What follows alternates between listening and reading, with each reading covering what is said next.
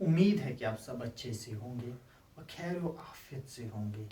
जो जो चुनाव के फर्स्ट फेज नज़दीक आ रहे हैं और स्पेशली कश्मीर की पॉलिटिक्स में टोटली बदलाव की एक राजनीति हो रही है।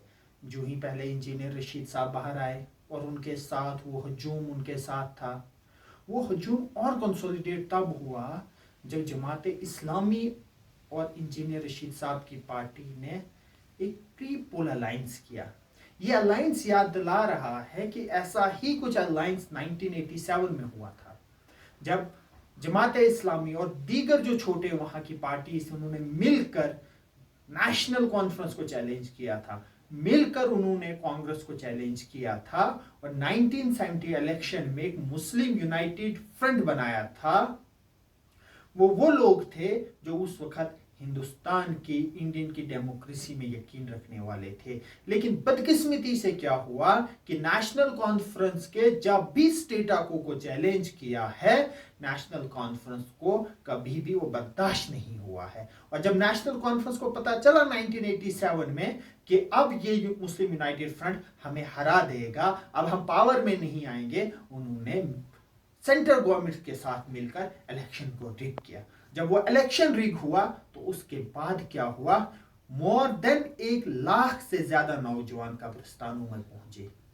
मोर देन कोई बंदा ऐसा नहीं बचा है कि अगर आप कश्मीर से बात कीजिए, चाहे आप पीर पंजाल से बात कीजिए, चाहे आप चिनाब खित्ते में देखिए, वो कोई जो टाइम का कोई नौजवान नहीं है जिसको वो सख्तियां उठानी नहीं पड़ी हैं।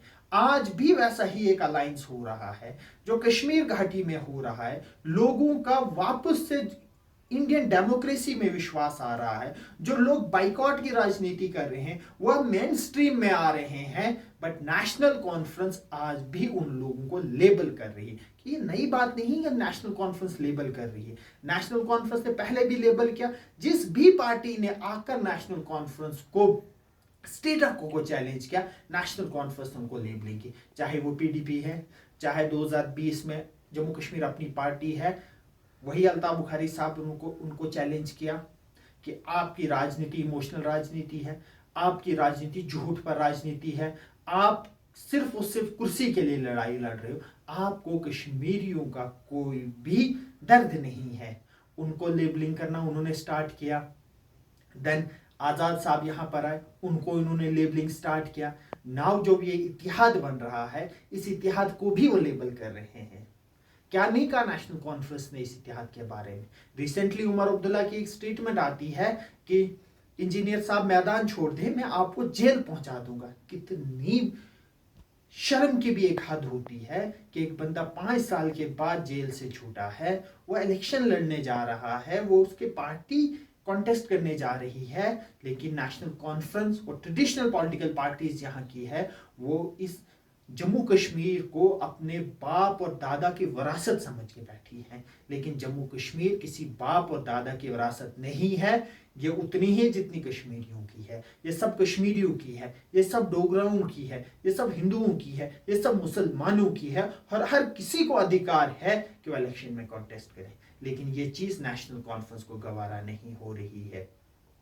क्यों नहीं हो रही है? क्योंकि उनका जो झूठ था वो झूठ एक्सपोज कर रहा है। वो पहले अल्ताफ बुखारी साहब ने किया, अब इंजीनियर साहब उनके वो झूठ को एक्सपोज कर रहे हैं, बट नेशनल कॉन्फ्रेंस को लेबलिंग करने में लगी हुई है। एक बहुत बड़ी चीज है कि वो लोग जो बाइकॉट की राजनीति कर रहे थे, वो लोग जो इंडियन डेमोक्रेसी में यकीन नहीं रख रहे थे, अब वही लोग मेन स्ट्रीम में आ रहे हैं। इनका वेलकम करना चाहिए। क्या नेशनल कॉन्फ्रेंस को उतना बड़ा दिल है जितना जम्मू कश्मीर अपनी पार्टी के प्रेसिडेंट के पास दिल है? उन्होंने अपना कैंडिडेट भी वहां पर बेरवा में नहीं उतारा और फुली सपोर्ट सरजान बरकाती के जो बच्चा और बच्ची इलेक्शन लड़ रहे हैं सरजान बरकाती के लिए, उन्होंने उनको अपना सपोर्ट एक्सटेंड किया। और जब सरजान बरकाती के बच्चे इलेक्शन की तैयारी कर रहे थे तो यही नेशनल कॉन्फ्रेंस उनको क्या क्या लेबलिंग की। क्या इस वक्त लोगों को सोचना है, जो जो फर्स्ट फेज का चुनाव आगे आ रहा है, लोगों का सोचना है कि उनके हक की लड़ाई कौन लड़ रहा है। ये वही जमात है कि जिसकी वजह से 1.5 लाख लोग मारे गए। ये वही जमात है कि जिसकी वजह से लोग पीएसएस में अंदर है। ये वही जमात है जिसने टाडा यूपीए जिन्होंने यहां पर इंट्रोड्यूस करवाया और ये सब लोगों को जेलों में भर दिया। और नेशनल कॉन्फ्रेंस आज भी कह रही है कि मैं यहाँ की ज़मीनें बचाऊंगी, मैं यहाँ के एम्प्लॉयमेंट बचाऊंगा। क्या नहीं हुआ नेशनल कॉन्फ्रेंस के टाइम में? यहाँ से प्राइम मिनिस्टर से चीफ मिनिस्टर बन गया, किसके टाइम हुआ? नेशनल कॉन्फ्रेंस के टाइम पर हुआ। यहाँ पर आईपीएस आईएएस का कैडर इंट्रोड्यूस हुआ, किसके टाइम पर हुआ? नेशनल कॉन्फ्रेंस के टाइम पर हुआ। यहाँ पर टाडा और पोडा इंट्रोड्यूस हुआ, किसने करवाया? नेशनल कॉन्फ्रेंस ने करवाया। यहाँ पर पीएससी आया, किसने करवाया? नेशनल कॉन्फ्रेंस ने करवाया। 2010 में कितने नौजवानों को उमर अब्दुल्ला की सरकार में मारे गए, उसका जिम्मेवार कौन है? आसिया नीलोफर की बच्चियों का रेप हुआ, किसके टाइम हुआ? नेशनल कॉन्फ्रेंस के टाइम हुआ। तो नेशनल कॉन्फ्रेंस, क्या कभी हिम्मत है नेशनल कॉन्फ्रेंस को कि वो पूरी कश्मीरी कौम, पूरे जम्मू और कश्मीर के हर एक फर्द से माफी मांगे कि हम रिस्पॉन्सिबल है, हमारी वजह से ये जम्मू कश्मीर की जो इस हाल में है, हम रिस्पॉन्सिबल है? वो आज कहते हैं कि हम मुसलमान हैं, हम मुसलमान खतरे में हैं। जब मुसलमान गुजरात में खतरे में था, जब गुजरात में मुसलमान मारे गए थे, तब आप बीजेपी के साथ वजारत पर थे, अब फॉरेन मिनिस्टर थे जब गुजरात में मुसलमानों को काटा जा रहा था, क्योंकि नेशनल कॉन्फ्रेंस पावर के पीछे भागती है। उमर अब्दुल्ला को तब रिजाइन करना चाहिए था, फारूक अब्दुल्ला को तब एनडीए से बाहर आना चाहिए था जब गुजरात में मुसलमानों को मारा गया था। तब रिजाइन क्यों नहीं दिया? जब आप बीजेपी के साथ करें तो आप उसको एज अ स्टेट्समैन लेकर चलते हैं। जो जिन लोगों का बीजेपी के साथ कोई नाता ही नहीं, आप उनको लेबल कर रहे हो, ए टीम, बी टीम, सी टीम, प्रॉक्सी कैंडिडेट, पता नहीं क्या क्या वर्डिंग यूज कर रहे हो। हुकूमत आपने बनाई, आपके और पीडीपी के अलावा कौन सी जमात थी जो बीजेपी के साथ थी? आप तो 99 में बीजेपी के साथ थे। पीडीपी तो 2014 से लेकर 2017 तक बीजेपी के साथ थी। तो आप दो पार्टीज को इस वक्त लोगों को सोचना है कि अगर आप नेशनल कॉन्फ्रेंस को वोट दे रहे हो, अगर आप पीडीपी को वोट दे रहे हो, इसकी कोई गारंटी नहीं है कि जिन बेसिस पर आप वोट दे रहे हो वो उन बेसिस पर रहेंगे। आप चाहते हो कि इस वक्त बीजेपी को रोकना है, अगर आपको बीजेपी को रोकना है, ना ही आपको नेशनल कॉन्फ्रेंस को वोट करना है, ना ही आपको पीडीपी को वोट करना है, क्योंकि इनमें क्रेडिबिलिटी जीरो है। तो इसलिए जब कल आप वोट देने जाओगे, फर्स्ट फेज का जहां जहां चुनाव हो रहा है, तो एक बार जरूर सोचना कि आपके साथ नेशनल कॉन्फ्रेंस ने क्या क्या किया।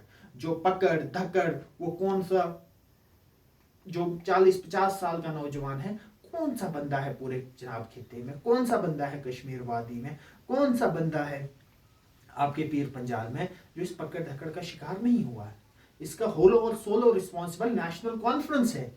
और इस वक्त आपके पास मौका है कि जो आप पर जुल्म और सितम किया जाए, उसके पास आपके पास एक मौका है कि उनको इक़्तिदार से दूर रखा जाए। वो मौका आपको 5 साल में एक बार मिलता है, लेकिन बदकिस्मती से जम्मू कश्मीर में 10 साल के बाद वो मौका मिल रहा है लोगों को कि उन लोगों को वो पावर से बाहर रखें, उनको इक़्तिदार से दूर रखें, ताकि उन लोगों को वोट दीजिए जो आपके वोट की हिफाजत करें, जो आपके इमोशन की हिफाजत करें, जिनका कैरेक्टर में क्रेडिबिलिटी हो।